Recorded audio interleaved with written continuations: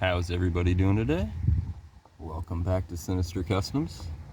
Today we're going to be taking a look at this monstrosity. It is my entry for the micro low center of gravity king build off. I don't have a name for it yet, but if you guys can think of one, drop them in the comments. So I have done some testing with it already. Done the incline and side hill. The max I was able to get out of an incline was 60 degrees, and the max side hill was 55. But we're gonna see if we can get more, and then also see if we can't help it get over some rocks, because right now with its low center of gravity that it's got sitting as low as it is, the belly gets hung up quite a bit, especially being that long as well and as wide as it is. So we're gonna see if we can help with that a little bit and see if we can get a better incline and side hill. So let's look at some things we are going to try. So first and foremost are these Grizzly Works side trays. They would normally bolt right there. I'm going to try to sit them up a little bit more towards the front and get some of this up here down a little bit lower. Let's see if that helps out. Then also, we've got an extra stock frame, just some little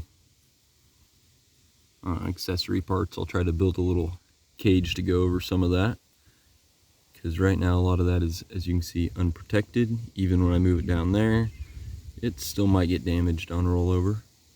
So try to build some sort of little cage to protect it all and just make it look a little cooler too.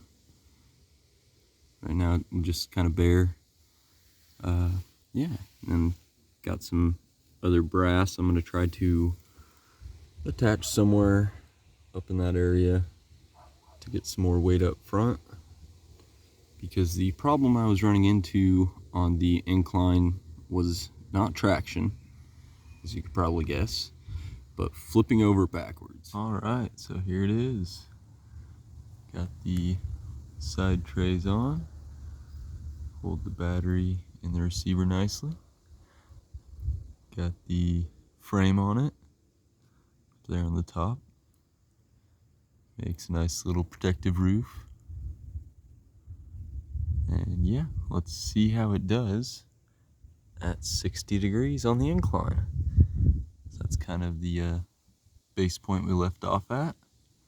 So let's see if moving everything and adding some more weight. Also added some brass up front. When you're using the stock trays for the servo, you got the little gap there. So I'm trying to zip tie through it and zip tied some wheel weights. Add some more weight up there. And yeah, so also another thing to mention is the different kinds of weight that you can add. You have sprung weight and unsprung weight. You have spun weight and unspun weight. So sprung weight would be like anything on the chassis that is on the shocks, that is sprung. Unsprung would be anything on the actual axle itself that is not affected by the shock. So this is sprung weight, this is unsprung weight, and then you have spun and unspun weight. So all of this, the chassis, the axle, all that's unspun weight. Anything you have on your wheels, anything in the drive line, that's all spun weight.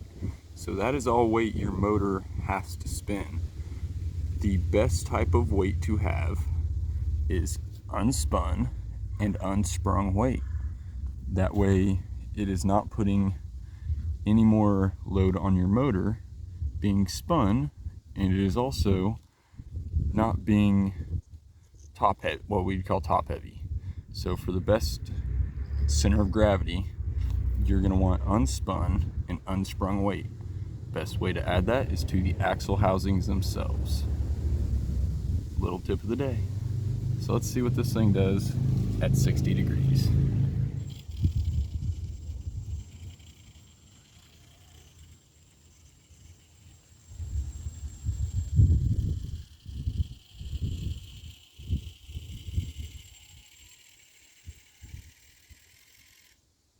Ooh.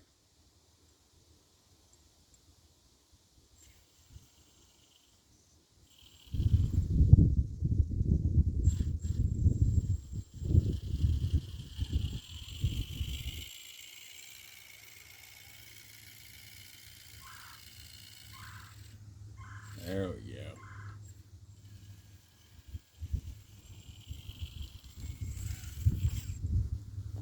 So, I was able to get it over 60 degrees, but you'll have to watch the actual competition to find out just how far.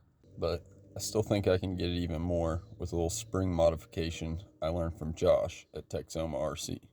And I will leave a link to that video below. Also, the design of this build was greatly inspired by AUC RC's build, Slim Chance. Go check it out in the link below. I hope you guys enjoyed the video, and have a wonderful day.